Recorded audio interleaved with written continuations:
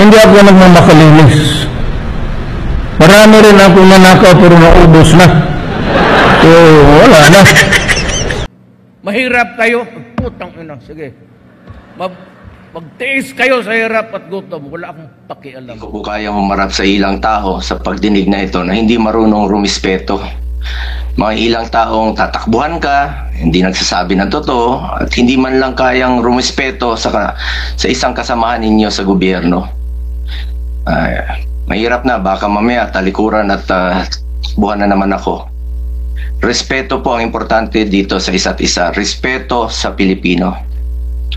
Sa mga pulis naman po, unahin nyo muna resolbahin ang problema sa kidnapping ngayon. Pero inuna nyo pang inaresto at inuna nyo pa ang pag-aresto o pag-kidnap kay Tatay Digong.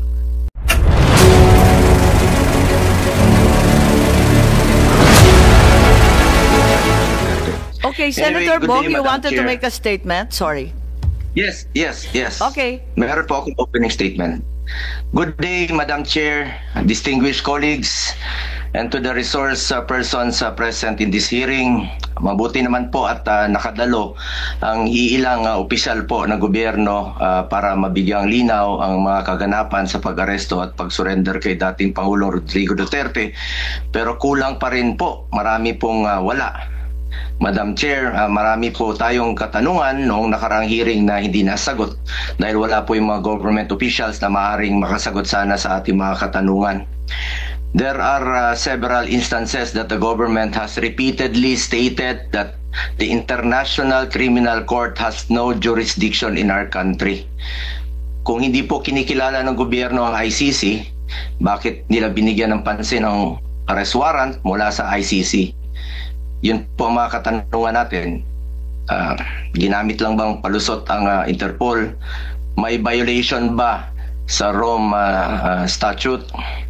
But we have also found out, Madam Chair, that there was no red notice from the Interpol. Kaya nakapagtaka talaga kung bakit nagmamadali ang gobyerno na isuko si dating Pangulong Duterte sa ICC.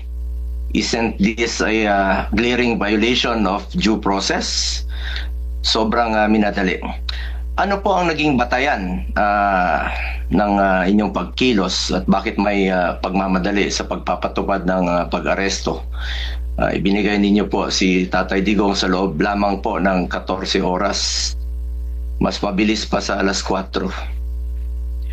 Madam Chair, isa rin sa gusto nating malaman ay kung ilan nga ba ang may diffusion notice, red notice at arrest warrant mula sa Interpol dito sa ating bansa at ilan na po ba ang naaresto ng mga otoridad.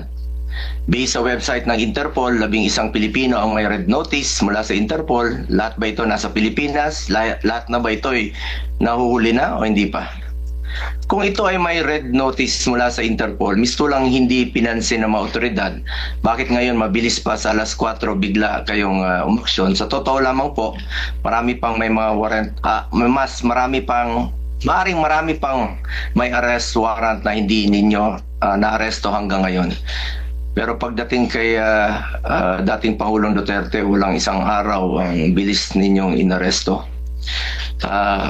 Ang tanong ngayon, may babalik pa ba si Tatay Digong o sadya ninyo talaga siyang inilayo dito sa ating bansa? Bakit po? Para sa akin, hindi natin kailangan maging abogado. Let's call a spade dahil obvious naman, gusto talaga nilang isurrender sa ICC si Tatay Digong. Kaya sabi ko dati, kahit mag-hearing tayo dito araw-araw, ang importante po ay mapauwi si Tatay Digong, bring him home. Dito sa sarili nating bansa, dapat harapin kung ano man ang inaakusa sa kanya.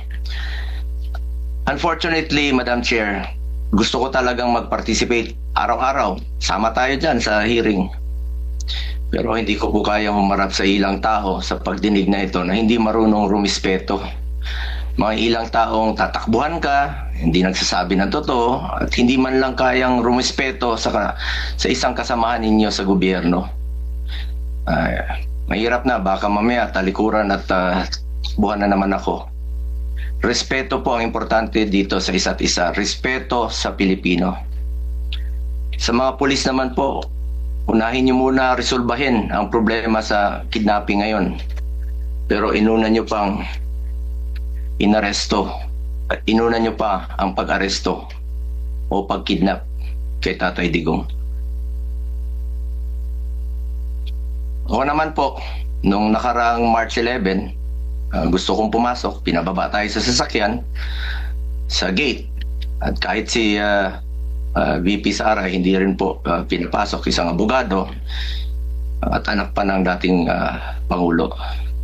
Ngayon, maayos naman kayong tinanggap sa Senado. Sana marunong rin po kayong magbigay ng kortesiya. Lalo na gusto lang nating masiguro na ligtas at nasa maayos na kalagayan si Tatay Digong, lalong-lalo na po ang kanyang kalusugan. Nakakalungkot lamang po, matanda na si Tatay Digong. Alam ko naman na matapang at matatag siya. Pero kitang-kita naman natin sa kanyang iniinda, harmless at fragile na po si Tatay Digong. Hindi na siya dapat ipinilit, ilayo at dinala sa ibang bansa. Hindi na po siya tatakbo sa inyo. Hirap na nga siya maglakad. Maski pagtali ng kanyang sintas at medyas, hirap na po siya. Lahat naman po tayo tumatanda. Lahat po tayo ay may minamahal na lolo't lola, tatay o kaibigang may edad na. Ang sakit po makita na yung taong binigay ang lahat para sa atin ngayon ay mag-isa na po sa isang kwarto sa banyagang bansa. It will do more harm po kung maiwan siya na nasa ibang lugar at kung sa hindi inaasahan, paano na lang po kung may mangyayaring masama sa kanya doon. Kung isang dating Pangulo ng ating bansa ay maaaring tratuhin ng ganito, paano na lang po ang ordinaryong Pilipino? Nagpapasalamat po ako sa komite sa pagsasagawa ng hearing na ito at sana makabalik na dito si Tatay Digong. Kung ano man ang kanyang pananagutan, alam ko po buong tapang niya itong harapin dito sa ating sariling bayan. We have our own judicial system. After all, it is for the Filipinos to judge if he has done his job effectively as president of this country. Pilipino po ang dapat humusga kay Tatay Digong. Kung nakakalakad ba ang ating mga anak sa gabi na hindi nasasaktan, di nababastos, at hindi nakikidnap. Siguraduhin natin na hindi maulit sa kahit sino man ang pag-iisang tabi ng legal na proseso.